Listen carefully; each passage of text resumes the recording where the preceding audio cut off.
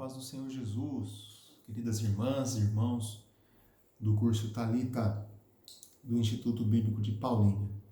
É com muita alegria e gratidão a Deus que estamos aqui para mais um comentário. Agora no capítulo 2 da nossa apostila Musicalização.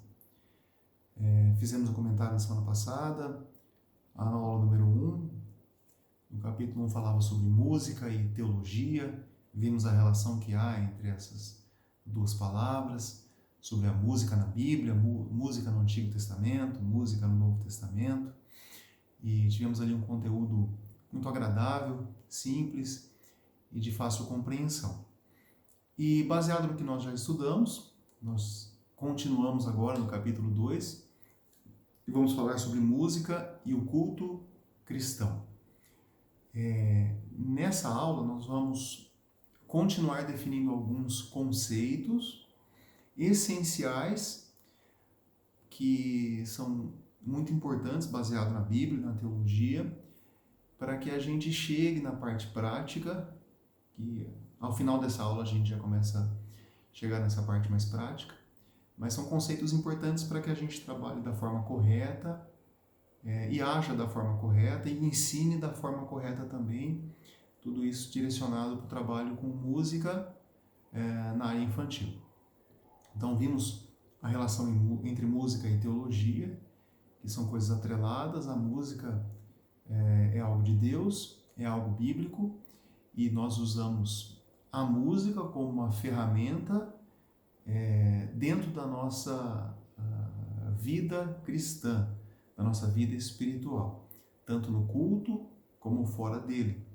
Então, como usamos música na nossa vida com Deus, no nosso relacionamento com Deus e nas nossas atividades congregacionais e, especificamente aqui no trabalho com criança, a música tem um valor gigantesco nesse trabalho. Então, a gente vai definir, passar por alguns conceitos, seguindo a sequência da nossa apostila aqui, para a gente chegar na parte prática. Importante a gente definir bem esses conceitos, são conceitos simples, que estamos habituados com eles, mas é bom definir bem aquilo que é o entendimento bíblico correto, para que a gente possa fazer a aplicação correta disso. Quando a gente começa a ler a apostila, capítulo 2, a música e o culto cristão, a gente vê que o primeiro assunto em pauta aqui é a adoração. A adoração é um termo que está diretamente relacionado ao reconhecimento. No caso nosso, adoração bíblica, adoração a Deus. Lembra lá do primeiro comentário, aquele versículo de Êxodo 15, Êxodo capítulo 15, versículo 2, que Moisés fala que Deus é o meu cântico. A conclusão do versículo, da frase de Moisés é: portanto o louvarei. Ele é o meu Deus, portanto o louvarei. Então Moisés ele fazia de Deus a sua música, do que ele conhecia, do que ele entendia, do que ele compreendia, e aí através desse reconhecimento dessa divindade, de quem é Deus, ele faz um ato de louvor. E é lógico, usamos música para isso. Uma das ferramentas, um dos elementos que usamos para isso é a música. Mas a música não é adoração. A adoração é muito maior que música, é muito mais ampla que música. Então a adoração, essencialmente, esse conceito de adoração, ele tem que estar baseado no reconhecimento. Eu reconheço a grandeza, a soberania, os atributos de Deus, reconheço, me submeto a isso. Por quê? Porque reconhecendo a grandeza dele, os atributos dele, eu entendo também os meus pequenos atributos. Eu sou um ser criado do pó. Ele, Deus, me deu vida, me deu os nossos atributos humanos, e eu reconheço a minha pequenez, a grandeza dele, não só a grandeza, mas o amor, a misericórdia reveladas em Cristo e na sua palavra. E nesse reconhecimento, eu demonstro esse reconhecimento através de atos de adoração. Tanto que a nossa apostila, ela fala sobre o curvar-se, o prostrar-se. É uma figura comum até na Terra entre homens. Quando vemos até na história bíblica revelada, e a gente já viu isso em filmes também, ou em relatos, ou em documentários, quando alguém se chega na presença de um rei, de uma grandiosa autoridade, mesmo que humana, era comum alguns povos se prostrarem, se ajoelharem, se curvarem. É uma ação exterior demonstrando o reconhecimento da autoridade daquele que está sendo adorado. Então, a adoração ela parte do reconhecimento. É interessante que Jesus, no registro de João, capítulo 4, versículo 3, Jesus ele é muito enfático em relação a isso, diz, mas a hora vem, e agora é, em que os verdadeiros adoradores adorarão o Pai em espírito e em verdade. Em espírito e em verdade. Porque o Pai procura tais que assim o adorem. Esses dois, eu chamo de pilares, em espírito e em verdade. Esses são os dois pilares da adoração cristã, da adoração verdadeira, da adoração que é recebida por Deus. Em espírito, por quê? Porque eu fui no Espírito vivificado pelo Espírito Santo, que nos vivificou. Então, em espírito, nessa vida que eu tenho com Deus, através do seu Espírito, e em verdade, em Cristo, ou seja, diante da verdade da palavra revelada, do Verbo, da vida em Cristo. Então, em espírito e em verdade, eu tenho condições de adorar verdadeiramente a Deus, de praticar atos, ações, pensamentos, dos sentimentos que eu tenho, que demonstram o quanto eu reconheço a sua grandeza e a minha pequenez. E nesse relacionamento eu me curvo, eu me prostro, eu adoro. Isso é adoração. E uma das formas, dos meios de demonstrar adoração é o louvor musical.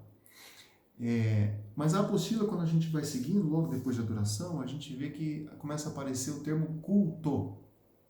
Então, falamos de adoração, reconhecimento. Adoração é o reconhecimento. São atos de reconhecimento, que eu demonstro reconhecimento.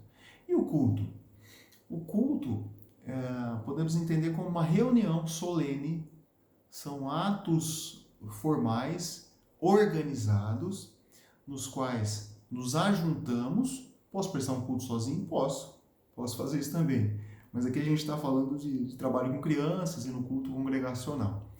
Então, são atos solenes, reuniões solenes, onde nós organizadamente nos apresentamos a Deus pelo reconhecimento que temos da sua divindade e nos apresentamos organizadamente. Por que eu estou insistindo nessa palavra? Porque ela é fundamental para a existência de um culto. Um culto é algo organizado, é algo solene, é algo formal. Então, eu tenho um reconhecimento a Deus e nisso eu o adoro. E um culto é uma forma de expressar essa adoração, esse reconhecimento. Então, um culto é um ato solene. E é importante a gente ter essa compreensão. E, lógico, o objetivo nosso aqui é ter essa compreensão para, ao longo das oportunidades de todo o trabalho infantil com as crianças, transmitirmos essas verdades e esses conceitos para as crianças. E a gente vai falar dessa prática no final dessa aula. Então, adoração e reconhecimento. E o culto é a reunião solene, um ato solene, que nós nos organizamos para fazer algo, um evento, para que nesse evento nós apresentemos a Deus elementos que o adorem. Então, essa é a ideia de culto. Tanto que a palavra, o culto, ele está muito relacionado a cultivar, a cuidar de algo. E até é interessante que na língua inglesa, o termo usado para culto é serviço. Quando nós aqui no Brasil falamos vamos ao culto, lá eles dizem vamos ao service, ao serviço. Ou seja, vamos fazer um serviço a Deus. O culto é um serviço a Deus. Prestamos um culto, prestamos um serviço a Deus. Esse é o entendimento correto de culto. Outra coisa interessante também, a gente está entendendo. Adoração, reconhecimento, culto, ato solene e organizado. Eu citei o termo elementos. Um culto, ele tem vários elementos.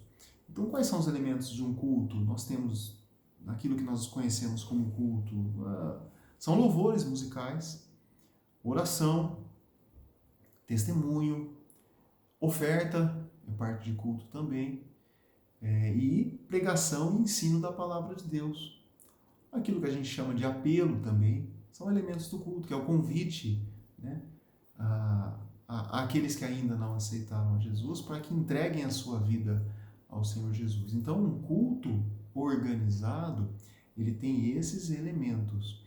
E a forma de organização e de apresentação desses elementos dentro desse ato solene que é o culto, ela se chama liturgia. Liturgia é nada mais nada menos que a forma de organização do culto, de apresentação desses elementos. Então nós organizamos isso de acordo com o nosso costume, com a nossa tradição, dentro daquilo que a Bíblia determina como ordem no culto, como elementos que cultuem a Deus. Nós vemos diferenças de liturgia entre organizações, entre denominações. São práticas, né, que cada denominação vai se definindo, vai tendo a sua tradição, o seu costume, mas desde que haja uma ordem, uma organização e que os elementos sejam apresentados a Deus. Esse é o objetivo de um culto e isso é liturgia. Tem gente que é contra a liturgia porque não entende bem a palavra, mas o problema, na verdade, é o conceito correto de adoração ser o pilar de toda a liturgia, de todo culto. Se fazemos um culto preocupados excessivamente ou somente com a liturgia, com o formato, com a aparência, então, se o foco é a liturgia, então esse culto ele está errado, ele não atinge os seus objetivos. Porque qual o objetivo de um culto? Qual a essência de um culto? A essência de um culto é a adoração. Então, todos os elementos de um culto, eles devem ser organizados, e são organizados para isso, e apresentados a Deus, para que através desses elementos, dessa organização, desse formato, nós possamos agradar a Deus, oferecer algo que seja agradável a nosso Deus, e que Ele receba isso como oferta agradável. Que os cânticos sejam agradáveis a Ele, a oferta seja agradável, que a palavra seja agradável a Ele, que o ensino seja agradável, o testemunho seja agradável a Ele. Buscando o quê? Buscando a sua presença.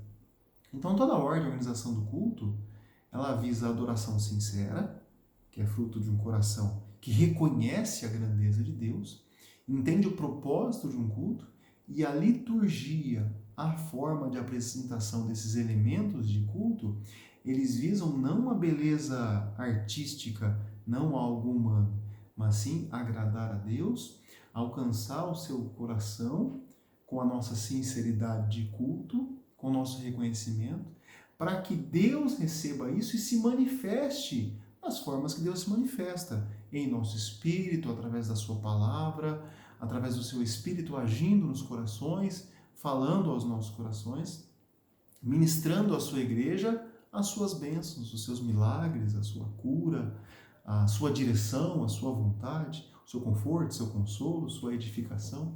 Então, toda a preparação de um culto, os elementos de um culto, eles visam a ordem do culto, para que isso glorifique a Deus, agrade a Deus, Deus receba e Deus se manifeste através da sua presença maravilhosa.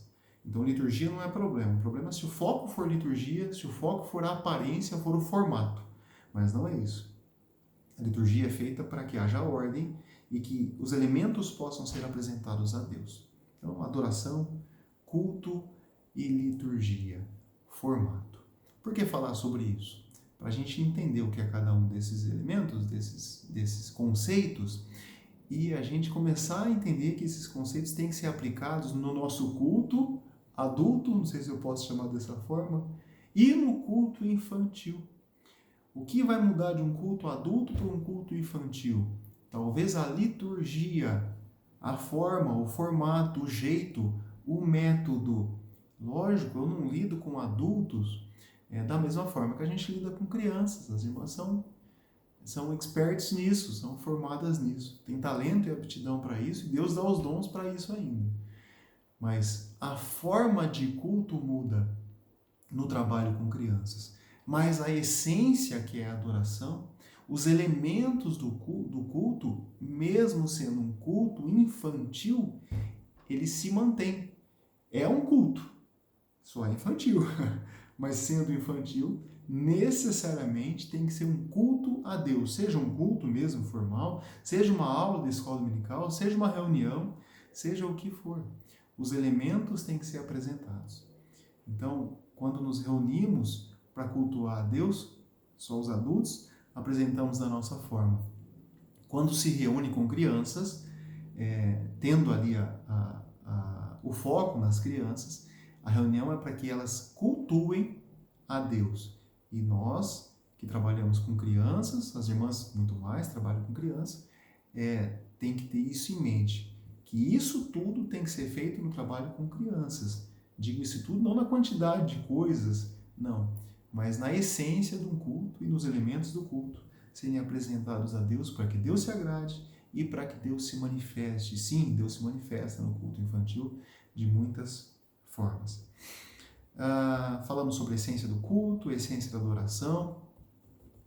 Então a gente vai agora chegar na parte do louvor. Um dos elementos do culto é o louvor. Estamos falando de musicalização. O que é louvor? Definimos aí música na primeira aula como uma expressão da alma, né?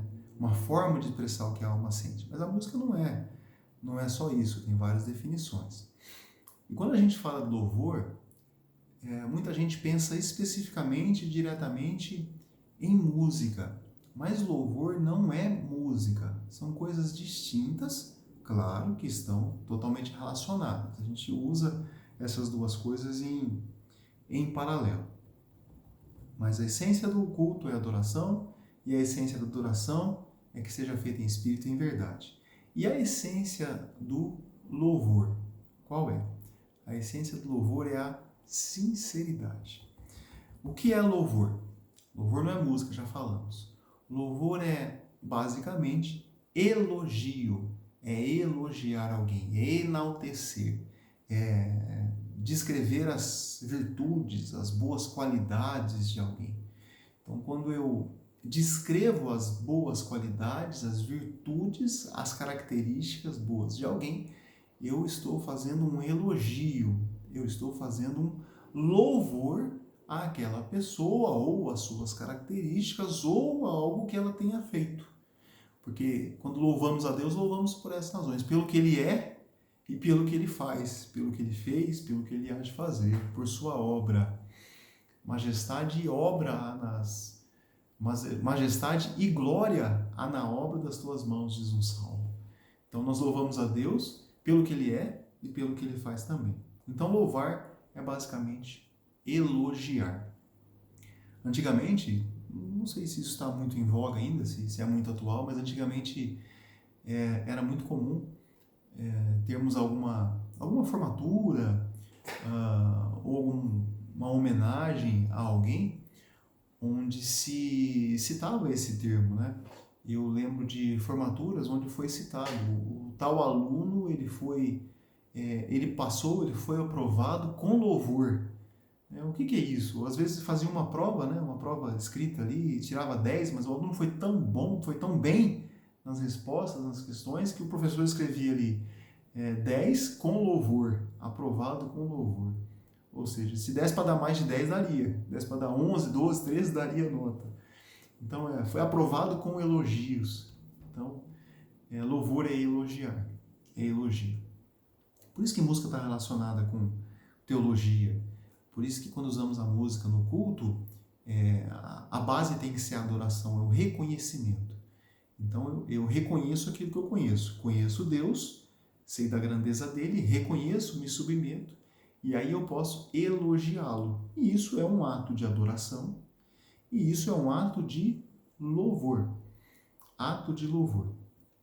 Então, elogiar, bendizer, declarar as virtudes, as qualidades, tudo isso é louvar. Mas isso ainda não é música. Louvor é elogiar. Uma coisa muito interessante para a gente pensar. Elogio está muito atrelado à sinceridade. A gente está falando de Deus, de vida espiritual. Então o elogio está muito atrelado à sinceridade. Tem uma grande diferença entre elogio e bajulação. O elogio é algo que é sincero. O elogio, se for falso, ele é bajulação. Porque essa é a diferença entre elogio e bajulação. É a sinceridade. E por que eu estou citando isso? Porque não adianta louvar a Deus se não for sincero. Vai ser algo que é feito da boca para fora. Lá em Provérbios, capítulo 27, versículo 21, e eu gosto de citar essa questão da sinceridade do louvor, da sinceridade na adoração, para que nós, eu me coloco em primeiro lugar aqui, sempre nos avaliemos se o que nós estamos louvando, cantando, o que nós estamos usando para isso é sincero ou não. Provérbios 27, 21 está escrito assim: o crisol é para a prata e o forno para o ouro, e o homem é aprovado pelos louvores, ou seja, pelos elogios. O homem é aprovado pelos elogios. Para a gente saber se um ouro presta ou não, os quilates do ouro, ele é colocado no fogo. E ali no fogo ele se desmancha. E aí você consegue avaliar a pureza pela quantidade de impurezas que há. Então, o fogo prova o ouro. E o que prova o coração do homem? Os elogios, o louvor. Então, para ver se há humildade em alguém, você observa quando ele é elogiado. Se ele pegar para si a glória, não há humildade, porque a Bíblia diz que sem Cristo nós não podemos fazer nada. Então, se fazemos algo é porque Cristo nos deu condições, nos deu vida, nos deu graça para isso. Então, quando somos elogiados, atribuímos essa graça, essa bondade, a bondade de Deus nas nossas vidas, ao agir de Deus nas nossas vidas. Então, o homem é aprovado pelos louvores. E o que isso tem a ver com o nosso contexto? O homem é aprovado pelos louvores, Deus não. Deus não é aprovado pelos elogios. Deus não é aprovado por isso. Deus sabe exatamente a sinceridade, o profundo do sentimento da alma e do pensamento do homem. Não há ninguém que possa confundir a Deus com o seu elogio ou com a sua falta de sinceridade. Ninguém confunde a Deus. Deus conhece o homem. Por isso que lá há um versículo bíblico, anotei aqui, mas agora não estou achando, que fala sobre a sinceridade no louvor e no coração. Vamos encontrar aqui. Marcos 7,6, Jesus diz: bem profetizou Isaías acerca de vós, citando Isaías 29,30. Jesus diz assim: hipócritas, como está escrito, este povo honra-me com os lábios, mas seu coração está longe de mim. Então, é um alerta para nós, que é possível que louvemos a Deus sem estarmos sendo sinceros. Há hinos que são profundos em sua letra, e a gente às vezes canta e não para para pensar. Será que estamos praticando aquilo que estamos cantando? Porque para Deus não adianta bajulação, adianta somente a sinceridade. E certamente temos que buscar essa verdade para as nossas vidas e transmitir isso para as nossas crianças. Então, louvor é um elogio, declarar as qualidades, mas isso só tem valor se for algo sincero. Seguindo na nossa apostila, entendemos o que é louvor. Louvor não é música. Louvor é elogio. Utilizamos a música, então, para louvar. Aqui a gente começa a chegar na nossa parte prática. A música, ela é... No louvor, a música é eminentemente um meio. No louvor, ou seja, nos elogios a Deus, na minha adoração a Deus, nesse elemento que é o louvor, a música é um meio, é uma ferramenta. A música não é o louvor propriamente dito. É uma ferramenta que nós utilizamos para louvar e engrandecer a Deus. Salmo 150, versículo 1. Louvai ao Senhor, louvai a Deus no seu santuário, louvai-o no firmamento do seu poder. Louvai a Deus. Por que esse termo? Porque louvor é elogio. Eu posso louvar a Deus e posso louvar o homem. Posso louvar a minha esposa. Posso louvar alguém que eu reconheça que tenha feito algo bom ou que seja... tenha atributos que mereçam elogios. Por isso, muito cuidado. A Bíblia diz, louvai a Deus. Não quer dizer que eu não possa elogiar outra pessoa, mas cuidado para que o louvor, no sentido de adoração, seja somente direcionado a Deus.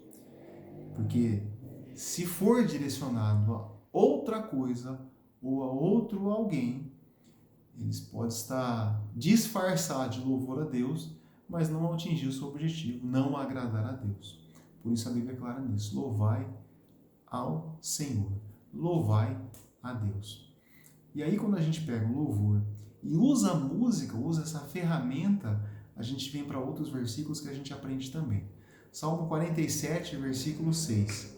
Olha que interessante a sequência. Cantai louvores a Deus. Cantai louvores. Ele continua. Cantai louvores ao nosso Rei. Cantai louvores. Por quê? Cantai louvores. Se eu cantar qualquer coisa, não é louvor? Não. A gente pode cantar muita coisa que não é louvor. Aliás, fiquemos de olho. Falamos até agora sobre adoração, sobre culto, sobre liturgia. Na primeira aula falamos sobre música e teologia, de fazer da revelação de Deus a nossa música. E o salmista está sendo claro aqui. Cantai louvores. Ou seja, não cante outra coisa a Deus que não seja louvor. Meu Deus, e quanta coisa há por aí. E chega aos nossos ouvidos, às nossas rádios, ao nosso ambiente evangélico, quanta coisa cantada que a gente, se parar para ver, vai ver que não é louvor a Deus. Por quê? Porque para ser louvor a Deus, tem que estar falando algo baseado na sua revelação, na grandeza de Deus e da sua obra. E se cantamos hinos humanísticos, que falam do homem, que falam da natureza, que falam do mundo, que falam do amor do homem pela mulher, pela sua esposa, ou que fala de uma denominação, ou que fala da vida, se isso não estiver baseado na adoração essencialmente sincera a Deus, não é um cântico de louvor a Deus. Não é algo espiritual, é algo humano, é algo carnal, é algo que fica na nossa esfera humana, superficial. Por isso a Bíblia é clara, cantai louvores a Deus. Cantai louvores. Salmo 47, versículo 6. Nos Salmos a gente tem isso em abundância. Mais um, Salmo 68, versículo 32, verso 32. Reinos da terra, cantai a Deus, cantai louvores ao Senhor. De novo, cantai louvores. Cantai louvores. Não cantem outra coisa. Cantem louvores a Deus. Há hinos, há textos, há mensagens que são evangelísticas, que são didáticas, que são edificantes, mas que têm um propósito específico. Sim, se está baseado na Bíblia, na revelação de Deus, está de acordo com a doutrina bíblica, e isso pode ser cantado, isso é louvor a Deus. Eu posso cantar uma música, um salmo, um capítulo da Bíblia, ou um texto baseado num capítulo da Bíblia, que fale sobre a obra de Deus e que tenha propósito.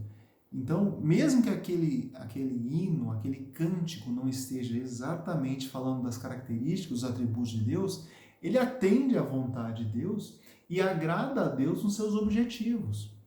Então, os louvores têm que ser direcionados a Deus e aos seus propósitos.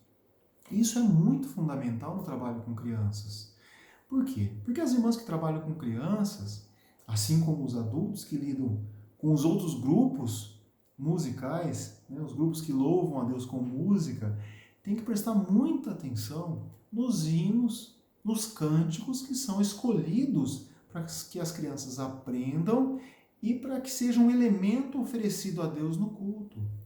Porque é diferente. Há muita coisa que podemos usar com as crianças num momento de exercício, num momento de brincadeira, num momento festivo. Sim, tem música ali para coordenação motora, tem música para aprender a pular, para todo mundo aprender a fazer a mesma coisa na hora certa. A gente vai falar isso mais para frente sobre a utilização da música, da musicalização no desenvolvimento das crianças. Na aula 3 e 4 a gente fala sobre isso. Mas, por que a gente falou de culto, de adoração, de liturgia? Porque pensando que os hinos que escolhemos para cantar com as crianças, para que as crianças ofereçam a Deus o seu louvor num culto solene, numa reunião de culto ao próprio Deus, esses hinos têm que ser muito bem selecionados, baseados nas verdades bíblicas, que não ofendam a doutrina bíblica, que não seja um hino direcionado à glória do homem, e seja direcionado a Deus. Então, cabe às irmãs prosseguirem no conhecimento da doutrina teológica, bíblica, na nossa fé, no nosso cremos, para que a gente escolha hinos que glorifiquem a Deus, que ensinem o que a Bíblia ensina. Estou sendo um pouquinho redundante nisso, porque é uma necessidade. E as irmãs estão buscando conhecimento para isso, para que agrademos a Deus e alcancemos frutos melhores. E diante desse contexto, desse curso, dessa apostila, dessa matéria, o Espírito Santo vai nos capacitar com certeza a ficarmos mais críticos, não no sentido ruim de criticar as coisas, mas no sentido bom de ficar mais crítico para que possamos peneirar melhor as coisas, tirar as impurezas e trabalhar com aquele material que glorifique a Deus e que ensine as crianças no caminho certo. Eu já vi até num culto solene de adultos, o pastor da igreja chegar ao ponto de ter que falar para o grupo infantil, para as líderes ali, falou: irmãs, isso é uma música muito boa para as crianças trabalharem num momento diferente de um culto solene. Então, prestemos atenção nisso. Passamos por todo esse entendimento para que a gente chegasse nessa conclusão. Entendemos o que é adoração, o que é culto, os elementos de um culto, o que é louvor, o que é elogio, baseado na verdade bíblica. Vamos transferir isso para música, para musicalização, para cânticos, para hinos infantis. Então, mesmo sendo hino infantil, mesmo sendo culto infantil, tem que cumprir esses objetivos e tem que se enquadrar nessa sistemática bíblica esperada, para que Deus se agrade e para que Deus se manifeste. Um versículo muito bonito.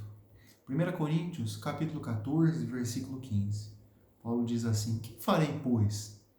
Orarei com o Espírito, mas também orarei com entendimento. Cantarei com o Espírito, mas também cantarei com entendimento. Claro, nossa motivação, nosso trabalho voluntário, esforçado, cansativo, que nós fazemos na igreja, cansativo no sentido físico, porque o espiritual ele revigora, ele se alegra, mas fisicamente a gente fica cansado. Só que esse trabalho todo tem que ser feito no espírito, tem que ser feito de forma voluntária, tem que ser feito com toda espiritualidade, conhecendo que o nosso Deus recebe o nosso louvor, da nossa vida sincera, mas com entendimento. Também orarei com entendimento. Cantarei com o espírito, mas também cantarei com entendimento. Então, que sejamos mais críticos, mais avaliativos, para que nós evitemos de ensinar as crianças errado e para que a gente não venha comprometer o andamento de um culto com hinos que não agradam a Deus, que realmente não glorificam a Deus pela falta de espiritualidade e de respeito à doutrina bíblica que possa haver nas suas letras. Tá? Aí no final do capítulo 2, tem um parágrafo, um tópico ali que se chama Missão do Culto Infantil. Missão do Culto Infantil. Na primeira frase, no primeiro parágrafo, diz assim, algumas partes que eu separei. E eu acho que o propósito maior está logo no primeiro capítulo, na primeira frase ali. Levá-las a glorificar a Deus. Então, missão do culto infantil. Levá-las a glorificar a Deus. Levar quem? As crianças a glorificarem a Deus. Outro propósito, ensinar as crianças a adorá-lo liturgicamente. Não é ensinar a liturgia, não é ensinar o formato, não é ensinar a aparência, não. É usar a liturgia para ensinar as crianças a adorarem a Deus, a demonstrarem, através de seus atos de culto, o reconhecimento da grandeza de Deus e de quem é Deus para nós. Então, no primeiro propósito do culto infantil, missão do culto infantil, levar as crianças a glorificarem a Deus. É conduzi-las, é mostrar o caminho certo. Provérbios 22:6. Ensina a criança no caminho que deve andar, e ainda quando for velho, não se desviará dele. Glorificar a Deus no culto infantil, eu acho que é fazer algo que deixa Deus satisfeito, deixa Deus feliz. Provérbios 23:15. Filho meu, se o teu coração for sábio, alegrar-se-á o meu coração. Sim, o meu próprio coração. Imagina a gente conseguir fazer um culto que deixe Deus feliz, deixe Deus alegre, mesmo no meio da bagunça da criançada, daquela barulheira toda, a gente tem um propósito de levá-las a glorificar a Deus. E o segundo ponto, adorá-lo liturgicamente. É através da nossa liturgia no culto infantil. Falamos há pouco da liturgia do nosso culto padrão, culto de adultos, né?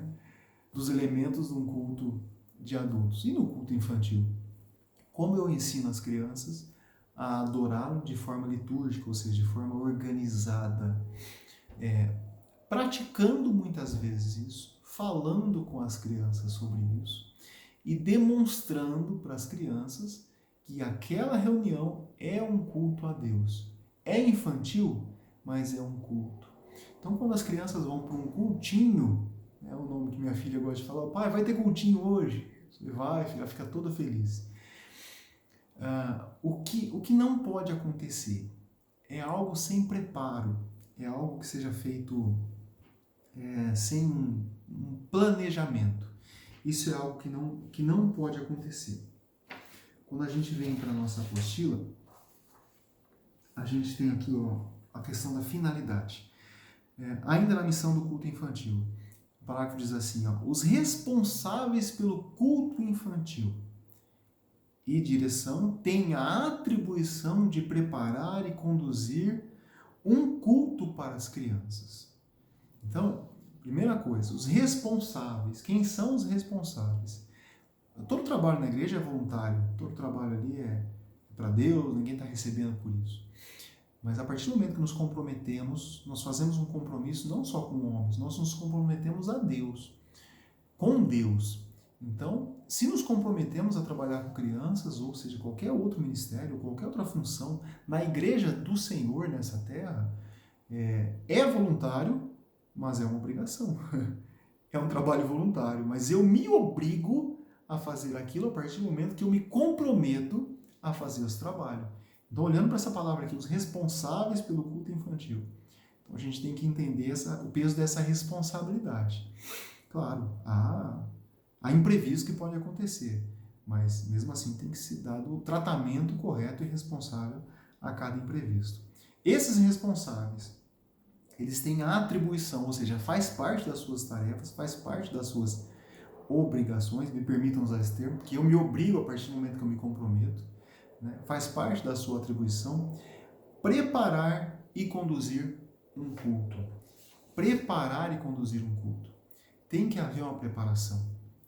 Eu acho até que parte do culto é a preparação. Porque Deus recebe esse tempo de preparação, é lógico. Tem irmãs que têm mais tempo, tem gente que tem mais tempo que outros. Então, se você teve muito tempo naquela semana, a gente sabe que vai ter um trabalho com crianças, a irmã pode dedicar aí meia hora, 1 hora por dia com a preparação daquele culto. Isso é maravilhoso.